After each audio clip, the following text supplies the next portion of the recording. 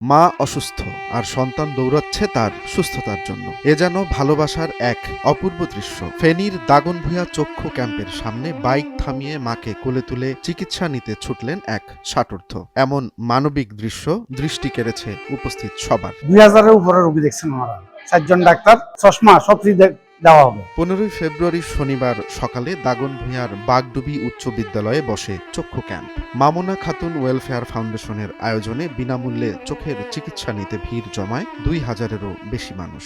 ধন্যবাদ। এটা মামুনা খাতুন ওয়েলফেয়ার ফাউন্ডেশনের 14তম চক্ষু শিবির। তো এখানে আমাদের প্রায় 2000-এর অধিক রোগী হয়েছে। 500 রোগী অপারেশনের জন্য সিলেকশন হয়েছে ইতিমধ্যে। আমরা 2টা পর্যন্ত আছি। 2টা পরেও যদি রোগী থাকে, ডাক্তার সাহেবগণ থাকবেন। এখানে রোগীদের থাকা, খাওয়া, ওষুধ, লেন্স, আসা যাওয়া সম্পূর্ণ বিনামূল্যে প্রদান করা হবে এবং ভবিষ্যতেও আমাদের কার্যক্রম অব্যাহত থাকবে ইনশাআল্লাহ।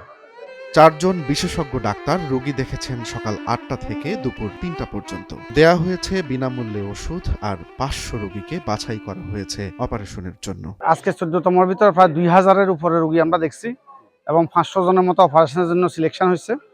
এদেরকে আমরা দাগনভূঞা আই কেয়ার এবং ফেনী চক্ষু হাসপাতাল, এই 2 জায়গায় আমরা নিয়ে যাব। এখান থেকে নিয়ে প্রতি সপ্তাহে আমরা অপারেশন করে দেব আমাদের পক্ষ থেকে। এদের আসা যাওয়া, থাকা, খাওয়া, ওষুধ, লেন্স, চশমা সম্পূর্ণ বিনামূল্যে প্রদান করা হবে। 2009 সালে প্রতিষ্ঠিত মামুনা ফাউন্ডেশন এখনও মানুষের সেবায় কাজ করে যাচ্ছে। 14তম আয়োজনেও বিনামূল্যে চোখের আলো ফিরে পেয়েছে অসহায় অনেক রোগী।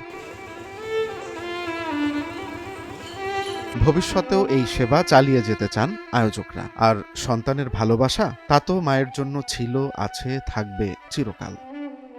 রোমান্স তালুকদার, নয়া দিগন্ত।